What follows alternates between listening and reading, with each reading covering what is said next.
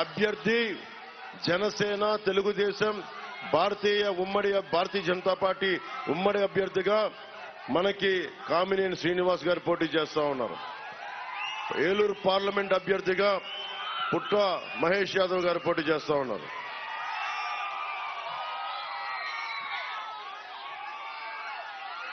అలాగే ఏ ప్రభుత్వం కూడా, ఇందాక చెప్పాను, వైద్యం జగన్ వచ్చి 7,300 మనకి ఎయిడెడ్ స్కూల్స్ ని, కాలేజెస్ ని మూసేశాడు.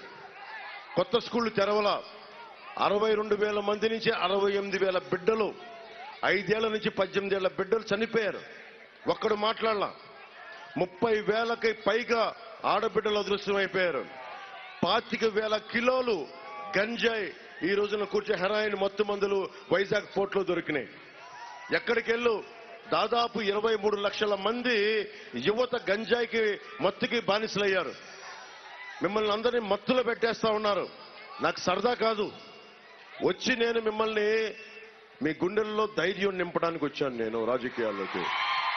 భయపడకండి. భవన నిర్మాణ కార్మికుల కోసం మొట్టమొదటి గళమెత్తింది జనసేన, పవన్ కళ్యాణ్. భవన నిర్మాణ కార్మికులకు చెప్తా ఉన్నాను, మీ స్థిరీకరణ, మీ నిధులతో పాటు ముఠా కూలీలకు కూడా ప్రత్యేకమైన కార్పొరేషన్ ఏర్పాటు చేస్తాం. అది మీరు చూసే దాంట్లో మేనిఫెస్టోలో ఉంది. అలాగే ఇప్పటిదాకా దేశంలో ఏ ప్రభుత్వం కూడా చేయలే. 25 లక్షల రూపాయలు ఇన్సూరెన్స్, ఏ ఆరోగ్య సమస్య వచ్చినా కుటుంబానికి 25 లక్షల రూపాయలు హెల్త్ ఇన్సూరెన్స్ కూటమి ప్రభుత్వం ఇస్తా ఉంది. ఇది ఇప్పటిదాకా భారతదేశంలో ఏ ప్రభుత్వం చేయలే. మనకి ఫీజు రీయింబర్స్మెంట్లు కానీ, ఏవైనా సరే ఆరోగ్యపరమైన మనకి మంచినీరు కానీ, ఇవన్నీ ప్రొవైడ్ చేసి చేయడానికి మేము సంసిద్ధంగా ఉన్నాం. నిర్ణయం మీది. మీరు చాలా జాగ్రత్తగా నిర్ణయం తీసుకోవాలి. ముఖ్యంగా యువతకి చెప్తున్నాను, మీ భవిష్యత్తు మీ చేతుల్లో ఉంది, మా చేతుల్లో లేదు. నా చేతుల్లో ఏముంది? మీ అందరికీ తప్పప్పులు చెప్పగలను. బయటికి వచ్చాను, మనకి కేంద్ర నాయకత్వంతో మాట్లాడాను, భారతీయ జనతా పార్టీ అలయన్స్ ని తీసుకొచ్చాను, తెలుగుదేశంని, జనసేనని కలిపాను. శత్రువుని మనలో మనం కొట్లాడుకోకుండా మనందరినీ గ్రామాల నుంచి ఏకం చేశాను. కానీ నిర్ణయం తీసుకోవాల్సింది మీరు అటు ఆలోచించి ఇటు ఆలోచించి మేము వైసీపీ పథకాలు ఈ రోజున మనకి జగన్ ఇవ్వడం కాదు, మనందరి కష్టం. ఒక భవన నిర్మాణ కార్మికుడు కండ కరిగించి ఒక భవన యజమాని నిర్మాణం చేసుకుంటే 1000 రూపాయలు ప్రభుత్వ ఖజానాలోకి వెళ్తాయి. అలాంటి ట్యాక్సులన్నీ కలెక్ట్ చేసి మనకి ఇవ్వాలి. ప్రభుత్వం ధర్మకర్త, ముఖ్యమంత్రి అనేవాడు. అక్కడ ఉన్న బ్యాంకులో డబ్బులు పెట్టుకుంటే బ్యాంక్ మేనేజర్ డబ్బులు కాదు. ఓకే, మాకు వడ్డీలు కావాలి. ఎవరికి వడ్డీలు ఇవ్వాలి అంటే, ఎవరికి ఫైనాన్స్ ఇవ్వాలంటే తిరిగి పే చేసేవాడికి ఇవ్వాలి. ప్రభుత్వం చేయాల్సింది అంతే. అంతేగాని జేబులోంచి డబ్బుల్లాగా అందరికీ తీసి మేము వాడుకుంటాం, మా ద్వారంపూడి చంద్రశేఖర్ రెడ్డికి వాడుకుంటాం, మా మిథున్ రెడ్డి గారికి వాడుకుంటాం, మా పెద్దిరెడ్డి గారికి వాడుకుంటాం. అటవీ శాఖ మంత్రి పెద్దిరెడ్డి గారు రాష్ట్రానికి ఒక్కసారన్నా వచ్చి మన కొల్లేరు వైపు చూశారా? వచ్చి మాట్లాడారా? ఒరిస్సాలో ఉన్న బర్డ్ శాంక్చురీ లాగా ఎందుకు చేయలా? ఎందుకు పర్యాటక రంగం మనకి ఎందుకు ముందుకు తీసుకెళ్ళా? పర్యాటక రంగం వస్తే బోళ్ళంత డబ్బులు వస్తాయి కదా మనకి. బోట్లు, షికార్లు, బిల్డింగ్లు అన్ని కూర్చోబెట్టంటే స్థానిక యువతకు ఉపాధి అవకాశాలు కలుగుతాయి కదా, ఎందుకు చేయలా? ఎర్ర చందనం కొట్టుకుంటా బిజీగా ఉన్నప్పుడు మన కొల్లేరు గురించి ఆలోచించే సమయం వాళ్ళకి ఎక్కడ ఉంటుంది? ఇవన్నీ మీరు ఆలోచించుకోండి. మీ భవిష్యత్తు కోసం వచ్చా. ఇంకొకసారి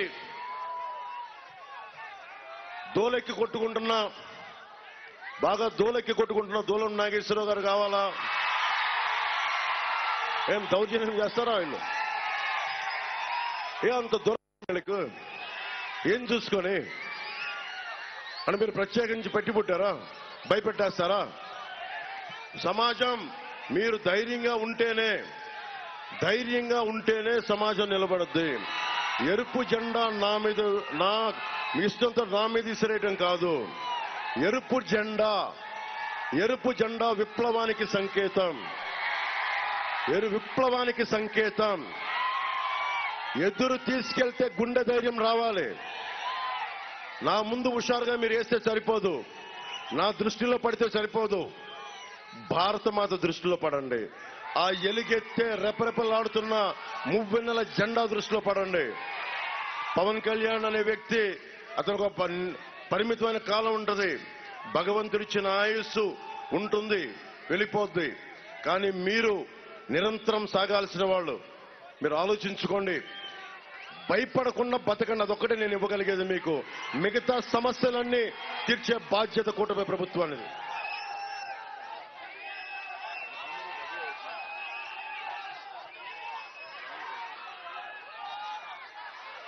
మన నియోజకవర్గానికి సంబంధించి మన కలిదండి మండలంలో కొత్తగా అగ్నిమాపక కేంద్రాన్ని ఏర్పాటు చేయలేదు వీళ్ళు. అది మనం వచ్చి ఏర్పాటు చేద్దాం. ముదినేపల్లి మండలంలో ధాన్యం నిల్వ చేసుకునేందుకు మనకి గోడౌన్స్ అందుబాటులో లేవు, గోడౌన్లు చేద్దాం. అలాగే ముదినేపల్లిలో డిగ్రీ కళాశాల ఏర్పాటు చేయాల్సిన అవసరం ఉంది, అది ముందుకు తీసుకెళ్తాం. కైకలూరు నియోజకవర్గంలో కార్మికులు ఎక్కువ ఉన్నారు, పరిశ్రమలు ఎక్కువ ఉన్నాయి. ఈఎస్ఐ ఆసుపత్రి అవసరం ఉంది.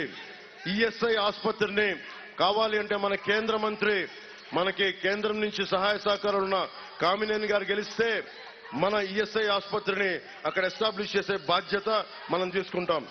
కైకలూరులో పార్క్ ఏర్పాటు, పిహెచ్సిలో డయాలసిస్ కేంద్రం ఏర్పాటు, 50 అడుగుల ఆసుపత్రి హామీ నెరవేరలేదు, వాటన్నిటినీ ముందుకు తీసుకెళ్తాం. పేరూరులో పోలరాజు మెయిన్ డ్రైవ్ పై వంతెన కూలి, చిన్నపాటి వంతెన కూలి 3 సంవత్సరాలైనా పట్టించుకోవాలా. చాలా సార్లు మన జన సైనికులు కూడా వంతెనలు కూలిపోతే పోరాటం చేసిన సందర్భాలు ఉన్నాయి, కొడితే ఎదురు తిరిగిన సందర్భాలు ఉన్నాయి. మనం వచ్చి అలాంటి చిన్న చిన్న మౌలిక వసతులు, చిన్నపాటి వంతెనలు, కల్వర్ట్స్ ని అన్ని జాగ్రత్తగా మనం నిర్మించుకునే అవకాశం ఉంది. కైకలూరుని పంచాయతీ నుంచి నేను మనం చెప్పాను వారాహ యాత్రలో కూడా, కైకలూరుని పెడన, బందర్ వీటన్నిటిని కూడా కూర్చోబెట్టి చతుర్ముఖ నగరాలుగా తీర్చిదిద్దాలి. మన పంచాయతీ నుండి దీనిని మున్సిపాలిటీగా మార్చాలి. అవసరమైతే కేంద్ర నాయకత్వానికి